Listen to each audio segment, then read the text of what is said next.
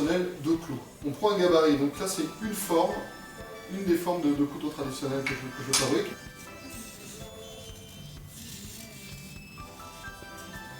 Voilà, alors une fois que j'ai fait ça, ensuite je vais à la scie à ruban.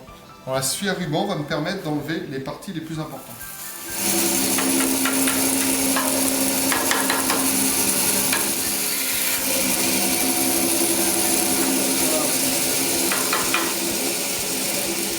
Donc là en fait j'ai enlevé les parties les plus importantes et je vais pouvoir maintenant travailler avec une autre machine qu'on appelle le backstand.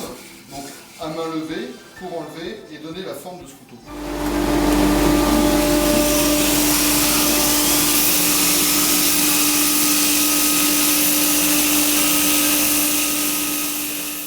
Alors, une fois que j'ai fait la forme de mon manche qui n'est pas encore la forme définitive, je vais faire le rainurage central. Le rainurage central du couteau, c'est en fait cette partie qui va accueillir la lame une fois que le couteau est en position fermée, que la lame est en position fermée.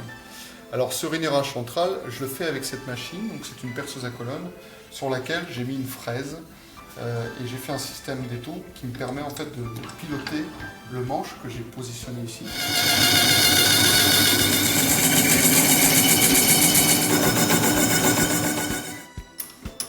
Alors les axes, c'est en fait l'axe de butée et l'axe de la lame, pour que la lame pivote. Donc en fait, toujours pareil, perceuse à colonne, et puis faire les axes. On prend un repère, et c'est parti.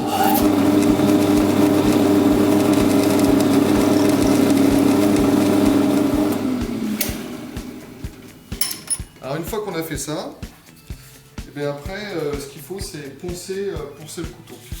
Et là c'est parti pendant 1h30, messieurs, mesdames. Alors pendant 1h30, on fait ça. Alors pourquoi 1h30 ? Simplement parce que, comme j'explique, on passe par différents grains.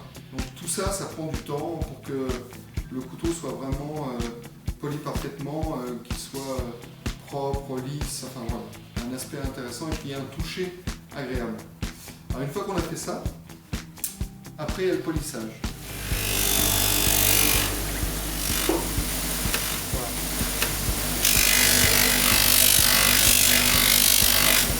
Ça c'est tout le travail du polissage. Donc une fois qu'on a poli le manche, donc là voilà un manche en ébène de Macassar que j'ai terminé, poli, donc ça c'est une forme nivelle, le couteau le nivelle. Donc je prends la lame qui correspond à mon couteau. Donc toutes les lames en fait ce sont des lames que j'ai dessinées qui sont fabriquées à Thiers chez un copain qui s'appelle Gilles Grelwater.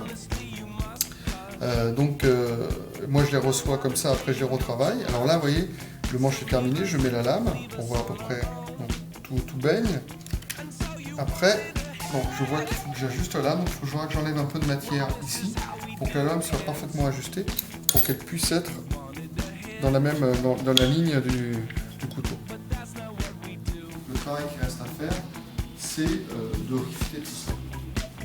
Donc rifter, c'est-à-dire mettre les axes. Alors là par exemple, vous voyez, il y a l'axe du buté qui a déjà été mis. Donc ce sont des axes que je travaille ici, vous pouvez voir ici.